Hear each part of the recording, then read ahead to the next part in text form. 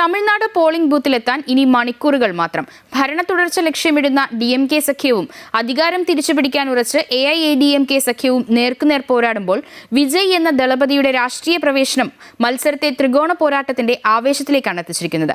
5 കോടിയിലധികം വോട്ടർമാർ നാളെ ബൂത്തിലെത്തുമ്പോൾ തമിഴ് മണ്ണ് ആരെ തുണയ്ക്കുമെന്ന ആകാംക്ഷയിലാണ് രാജ്യം.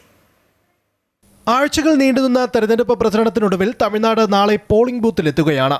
സംസ്ഥാനത്തെ 234 മണ്ഡലങ്ങളിൽ ഒറ്റഘട്ടമായിട്ടാണ് വോട്ടെടുപ്പ്. ഭരണകക്ഷിയായ DMK സഖ്യവും പ്രതിപക്ഷമായ അണ്ണാ DMK സഖ്യവും തമ്മിലാണ് സംസ്ഥാനത്ത് പ്രധാന മത്സരമെങ്കിലും തമിഴ് രാഷ്ട്രീയത്തിൽ കന്നി അംഗത്തിനെത്തിയ നടൻ വിജയുടെ തമിഴക വെട്ടിക്കഴകം പിടിക്കുന്ന വോട്ടുകൾ ഇത്തവണത്തെ തെരഞ്ഞെടുപ്പിൽ നിർണായകമാകും.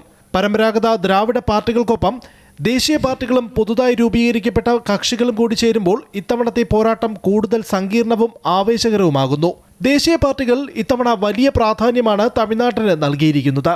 വോട്ടർമാരെ സ്വാധീനിക്കുന്നതിനായി പ്രധാനമന്ത്രി നരേന്ദ്രമോദി, കേന്ദ്ര ആഭ്യന്തരമന്ത്രി അമിത്ഷാ, കോൺഗ്രസ് നേതാക്കളായ രാഹുൽ ഗാന്ധി, കോൺഗ്രസ് പാർട്ടി അധ്യക്ഷൻ മല്ലികാർജ്ജുൻ ഖാർഗെ തുടങ്ങിയ ദേശീയ നേതാക്കളുടെ വൻ നിര തന്നെ സംസ്ഥാനത്ത് ക്യാമ്പ് ചെയ്ത് പ്രചരണം നടത്തിയിരുന്നു.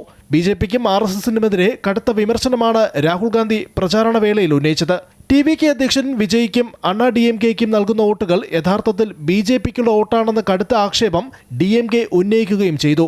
പുതിയ രാഷ്ട്രീയ സമവാക്യങ്ങളും ദേശീയ നേതാക്കളുടെ സജീവ ഇടപെടലുകളും കൂടി ചേരുമ്പോൾ തമിഴ്നാട് ഇത്തവണ കാത്തിരിക്കുന്നത് ആവേശകരവും പ്രവചനാതീതവുമായ ഒരു തെരഞ്ഞെടുപ്പ് ഫലത്തെയാണ്.